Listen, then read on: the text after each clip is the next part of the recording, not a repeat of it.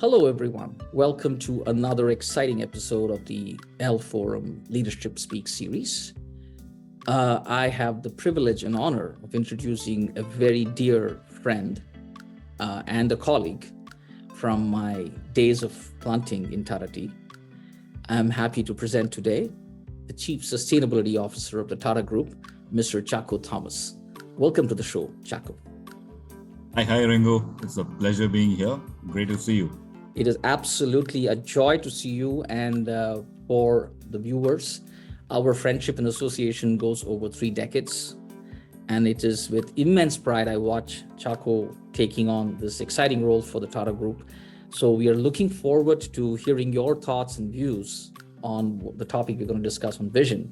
Before that, Chacko, I would like, for the benefit of our audience, to walk us through your journey from the fields of High Ranges Munnar to the corporate offices of Tata Group today.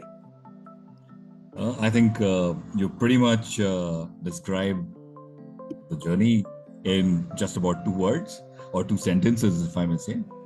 But yeah, I mean, I've been with the Tata Group for about 32 years now. As you rightly mentioned in the beginning, I joined Tata Tea as an assistant manager in the plantations in south of India, in a place called Munnar in Kerala. And I think some of the happiest days were spent there. I moved on from Tata Tea, and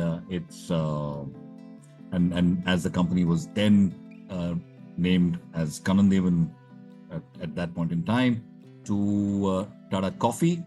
I was the managing director of Tata Coffee for a period of about 10 years.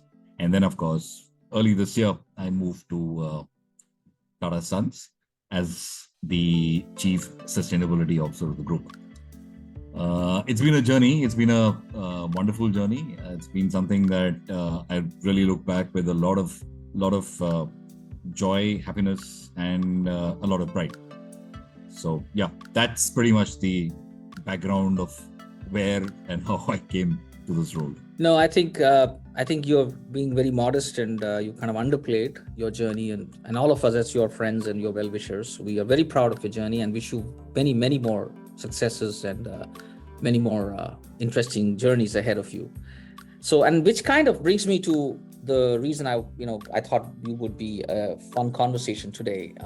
As you know, one of the things that intrigues most of us, and having worked in the Tata Group, one of the things which is critical for any organization is the ability to have vision clarity.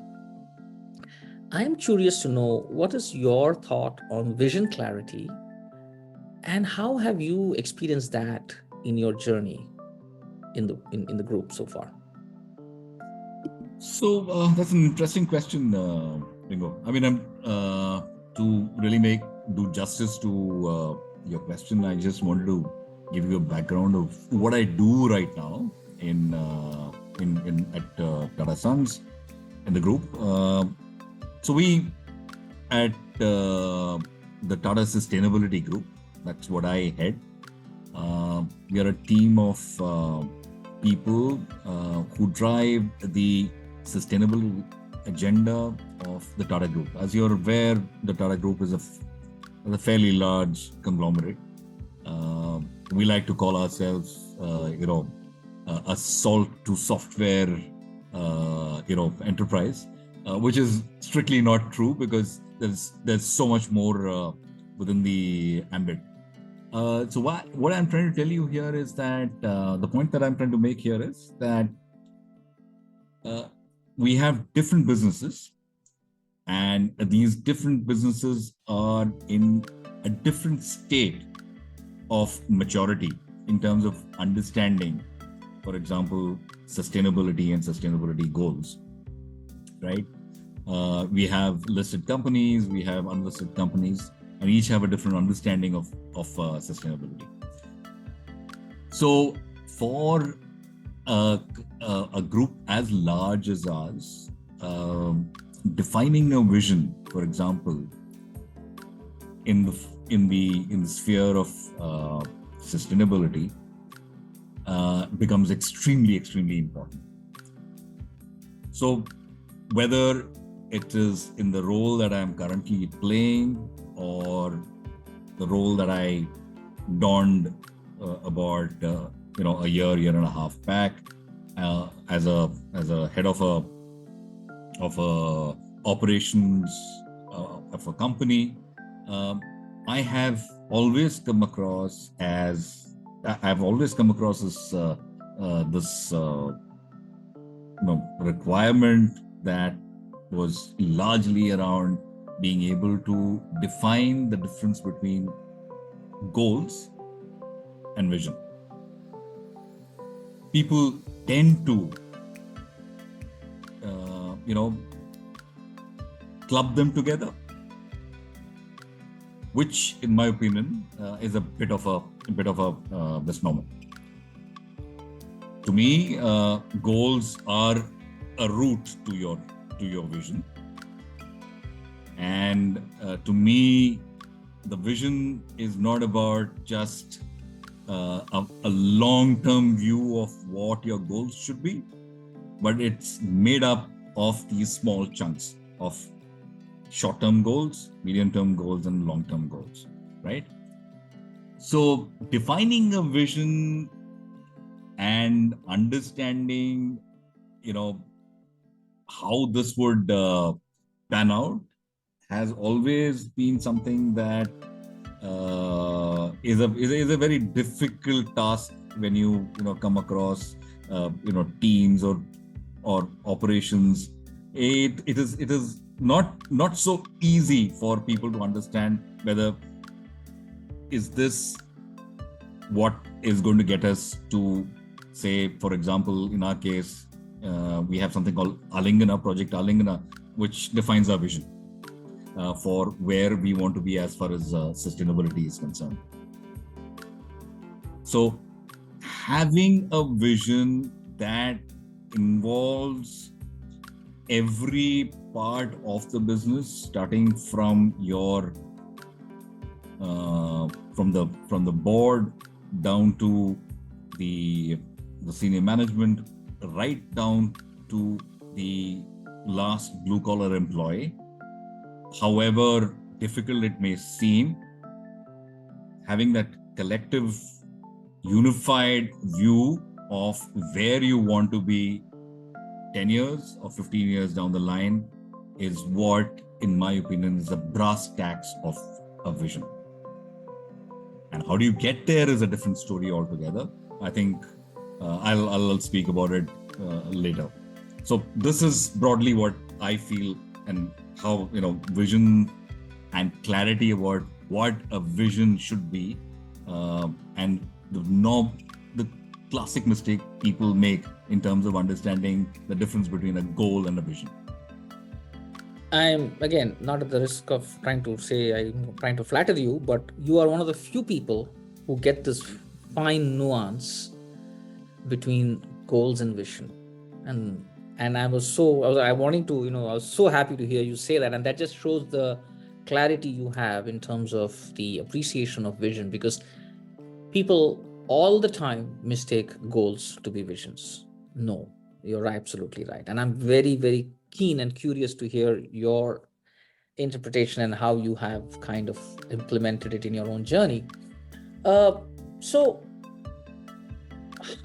what methods, you mentioned the term Alingana as one of your projects where you are trying to kind of bring together sustainability initiatives. What have you done differently, Chacko, in terms of trying to align people to the vision? Because see, vision for most is very nebulous.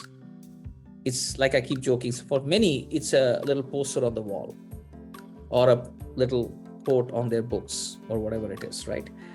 Very few have been able to internalize and actually believe in it. And I think my humble observation is, when it's internalized and assimilated and believe in it, vision is like breathing and walking and talking after that. So I'm very curious to understand, what are you doing in that aspect to help your team and your huge conglomerate aligned to this common goal, common vision? I think I'll restrict myself in terms of the most recent role that I'm doing. It'll be easier for me to explain because the previous role, as I said, was around operations and the fact that it was actually far more easier to be able to get people to buy into your vision because you had this larger business goal that you could always set and you could always put across saying that by 2025 you want to be X or Y or whatever, and then you do this communications cascade, just make sure that everybody understands that, etc., etc. But the role that I am currently doing, as I mentioned earlier, has several complications. The fact that there are these different types of companies, different stages of maturity, some listed, some not listed, clearly needed something, a hook, for them to actually be working towards, right? So Project Alingana, or as we now call it, Alingana, was kind of born in 2022 around three major pillars of sustainability. One was around decarbonization, the other one was around circularity, and the third one was around nature-based solutions. And each of these three pillars have very specific timelines, goals, and the period in which you need to actually ensure you need to be completing this. So for example, if you were to take the decarbonization goal, it is to be net zero by 2045. Now, an extremely ambitious goal, considering the fact that India itself is, talking about 2070. Most of the big conglomerates around the world talk about 2050. The Tata Group, with, as I said, you have hard to abate sectors like steel, aviation, power. I think you have coal too, right? You have some coal mines too. So both in terms of steel making or in terms of power generation, there's a lot of use of coal, right? And there are no technologies available at the moment to be able to say that at scale you would be able to move towards a carbon-free environment. Despite that, unless and until you put a stake in the ground stating that, look, by 2045, I would be in a position, I would invest whatever it takes. I would invest in technology, I would scout around, just make sure that I actually get out of, like, for example, in our past, in our scheme of things in power, Tata Power is looking at totally getting out of thermal energy altogether and be a renewable power supplier and you're talking about real big scale, right? So these timelines are extremely important to be able to say that yes, I would work towards it in whichever possible manner. Now, how does that translate down to the companies? What do you do? How does that vision get clearly understood or driven by companies? Because eventually, the Tata Sustainability Group that I head is not responsible for how the companies are going to be achieving this, because the companies need to do it on their own. It is what is the input that we can give to ensure that these companies move towards that, right? What is that vision that you have in your head that you would be able to convey to them, and be for them to be able to then work towards ensuring that you move to that eventuality. So I think it is a mixture of communication, clarity of communication that goes to every part of the business that you are actually dealing with, the buy-in, most importantly, of the CEO or the chief operating officer of this company, where you need him to see that there is absolutely no other way but to be in a position 10 years down the line or 5 years down the line, meeting your science-based target initiative goals, clearly putting time frame around how you're going to get there. Once you've got the CEO on board, you actually have a few initiatives that you can roll for them, for the rest of the team to actually be able to move into providing the necessary support. For example, we have the intellectual capacity or capability or the manpower that we require to be able to provide training, right? So you actually design training programs, you actually design courses, you are in a position to be able to educate people in terms of how they need to move to certain goals, etc. You have connect with the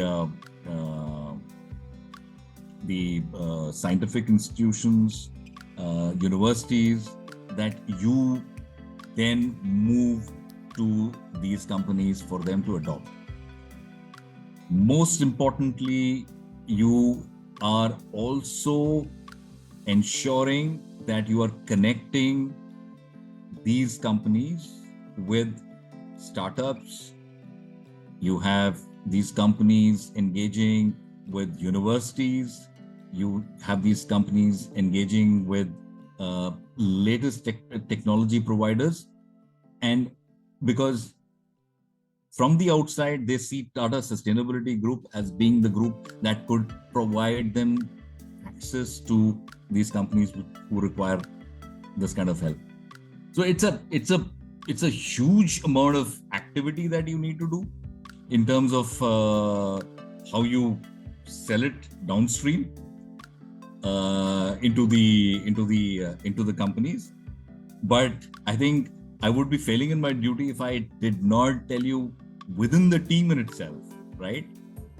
How do you have clarity of what do you want to do, or how do you have every single member in the Tata Sustainability Group pulling in the same direction? And that can only be done if you, and I am a firm believer of the fact that you need to engage with your team in situations or in a setting that is not official, that is not which is going to be hierarchical, because you're actually going to get the best answers, best solutions if you were to actually sit with them over a cup of coffee or an offsite, and the best ideas come in there. And there you need to have them to talk to you and then tell you that this is what we want to do, this is how we feel that we would be there, and this is how we will create our pathway to ensuring that the companies are going to be ending up where, benefiting from us. So we did this very successful offsite when I moved into the group, because even frankly, I was coming in a little blind too. And I absolutely had no idea what the team was capable of. This is a great period time where they could gauge what I would be providing them, and I could see what they could provide. So we were able to, over the 2 or 3 days that we spent together, get such a cogent plan in place with everyone's buy-in. Tomorrow, nobody can come back and say that, look, my this thing wasn't taken in. So when you set a vision, so we set a vision for the Tata Sustainability Group, because we realized there are, in the past, the TSG did a lot of things, right? We needed to sharpen that. We realized that the mandate that has been given, the large mandate that has been given, is to deliver on Alingana, right? So how do we sharpen that? So within the Tata Sustainability Group, we have a very successful and a very large number of colleagues who work on the social piece. And social piece is part of the ESG space, right? And we have an equally large team which works on the environment piece, the governance piece. We got all of them to then sit together and work and say that, look, our objective is to deliver on Alingana. So today when I remember, I still have that. So after we finished the entire session, so all of them, my colleagues, they actually gave me a small little card, and I was really taken aback, which said, we promise to you that we will deliver Alingana to the companies within the group. That is our, and they framed it and they gave it to me. And that I thought was the epitome of, actually being a successful program that we ran. So it is a mixture of both. You need to have your own team aligned as to what you need to deliver. You need to be very clear that yes, there are things that are good to have, but what are the most important things that you want to deliver on? Understanding that, right? Because clearly that was what was missing in the past. And then ensuring that while there is a larger Alingana goal that was, or vision that was already there, ensuring that gets, transmitted properly to the company, saying that this is, guys, you cannot get off this. This has to be delivered. And here we are to help you deliver it. So it is a complex piece, but a very simple thing to do at one stage and in one thing, if you understand where you're going. So now we have a beautiful system in place. I see my team working every day with a clear understanding that there are these 10 pieces of Alingana that we need to deliver on. So that's what we are going to do. Beautiful. I think one thing which I can gauge from your emotions and the way with which you spoke, you have probably assumed it is intrinsic, is passion, and the passion with which you described this whole project, and the clarity of what you have. I'm a layperson. I've just heard it for the last 5-10 minutes. You mentioned this, and I could jump into your team and say, okay, I know what I have to do. I've got 3 things, 3 towers, and I got to do, that kind of underscores your appreciation of the clarity of vision of what you need to do. And I think a very important aspect, I guess, is passion. You're immensely passionate and you totally believe in this, intrinsically believe that this is something which is of importance.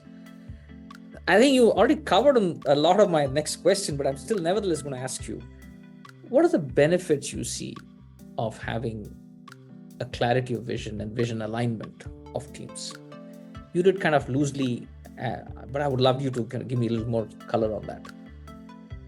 So I think one of the big ones would be clearly organizations would be pulling in different directions, right? We don't have clarity of vision. Where are we going? People would be pulling in different directions. Here you get your goals aligned. As I said, short term, medium term, long term goals, they get kind of aligned. And I think what we also conveniently ignore is the fact that there's a great joy in working together. When you have a common purpose, great teams are built. Right? Now you know what you're working for. And I think there is a great sense of belonging. Then there is a purpose that, I'm doing something which is really important. And so if you have a vision and if you're working towards it and you have everyone working towards it, there's fantastic teamwork that actually also happens. These are things that we actually, we realized when we had COVID. Most teams were working offline. Even now, there are several organizations that work offline, right? And if you do not have a vision and clarity of vision, offline working, in my opinion, is a recipe for sure disaster. And while we don't have that issue because we work in office, so I think for companies that still have this issue or not issue, this way of working, it's even more important that you have that vision statement, this thing, for you. And I think when you have a clear vision, you also, as I mentioned, have goals that would naturally come, right? And it's also useful then to throw some challenges.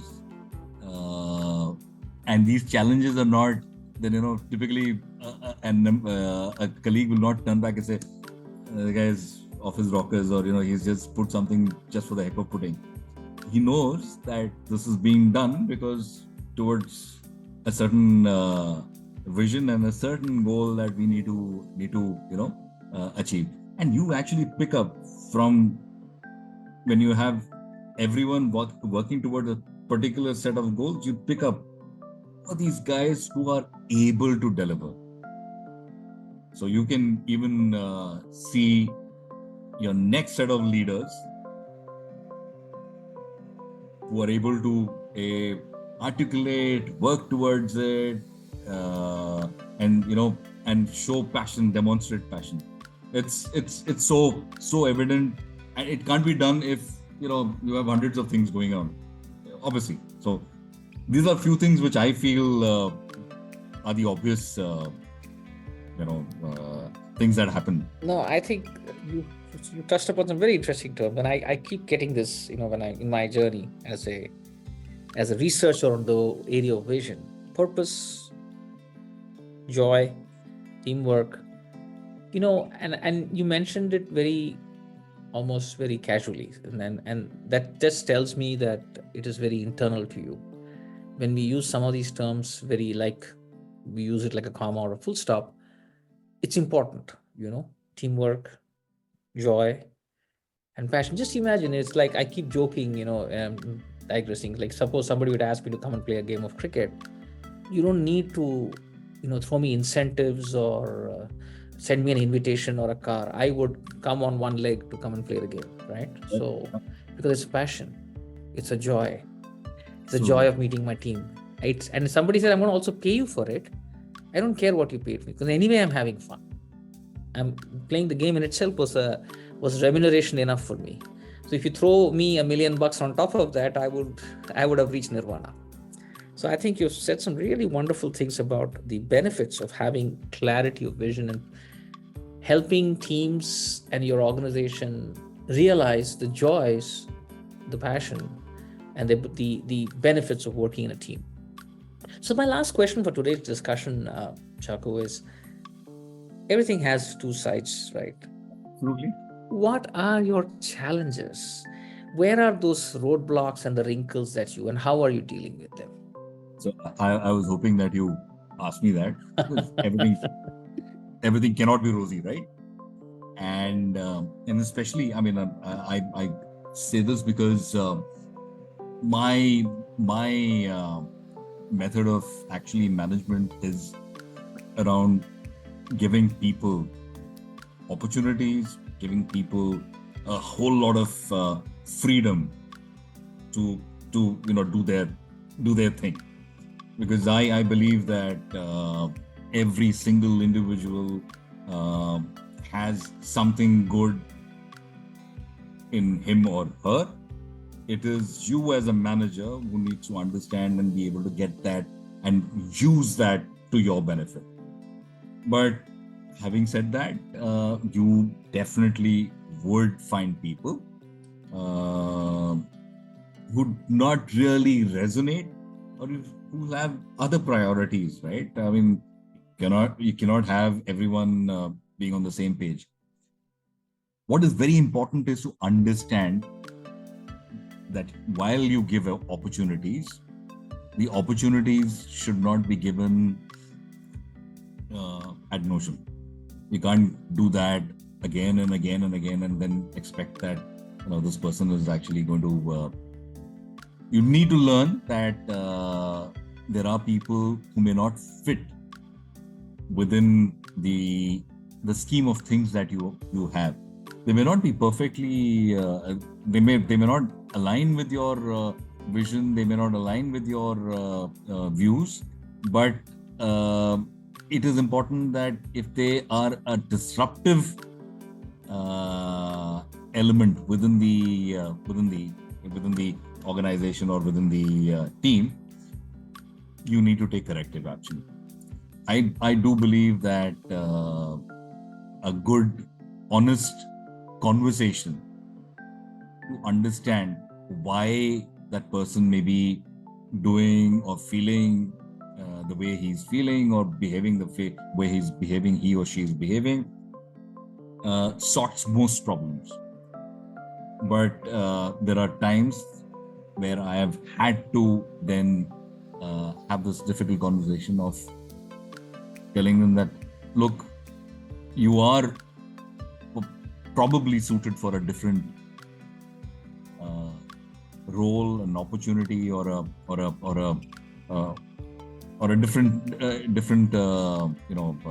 project in itself.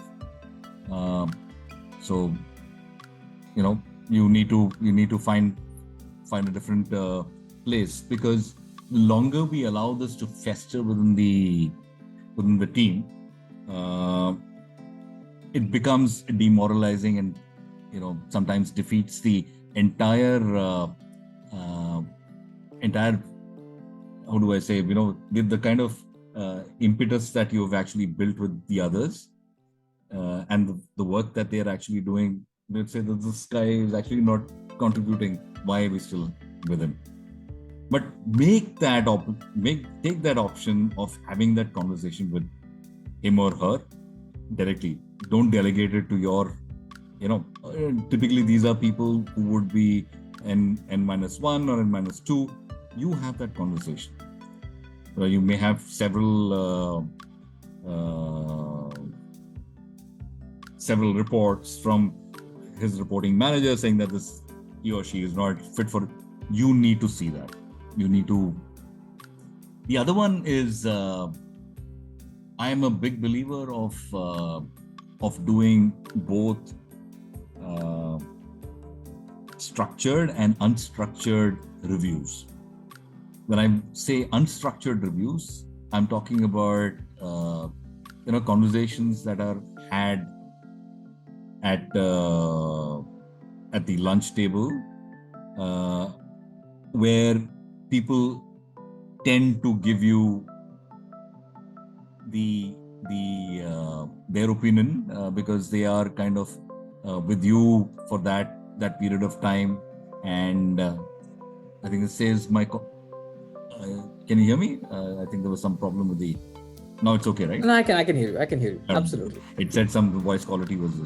No, So I'm good. as I said, so we need to have that conversation, ability to have these conversations with people who, in a more informal setting, allowing them to be able to give you feedback in terms of how things are going. You'd be surprised of the kind of responses and the kind of changes that you would see in your view in these unstructured conversations that we have. Last but not the least, I think sometimes you also tend to think that, and that's the biggest fear that I always had, that when things are going perfectly and really well for you, you tend to think that there's absolutely nothing wrong with the plan, till this one incident that takes place and then that shakes you.